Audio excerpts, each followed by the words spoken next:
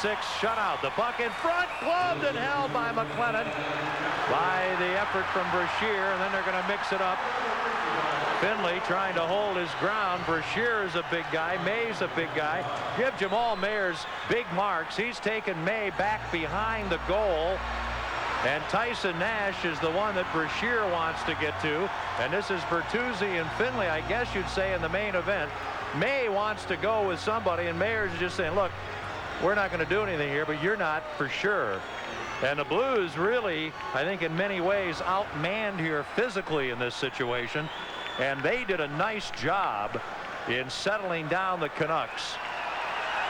And the officials have done a pretty good job, too. And May just might have to not pay enough attention to Mayers to go with him, and Mayers might just pop him one. Kenny, this is what I was concerned about when I was talking about it with this line out there.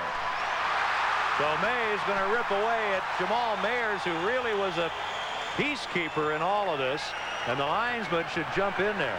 Now, out of the penalty box come Bertuzzi and Nash. They were in the penalty box, and the referee and the linesman trying to separate Bertuzzi and Nash. Now you've got May and Mayers in front of the net, and Jamal Mayers is knocked down by May, and they've got Bertuzzi and Nash separated. They've also gotten Brashear into the penalty box. And Bruce, you had this one pegged some time ago.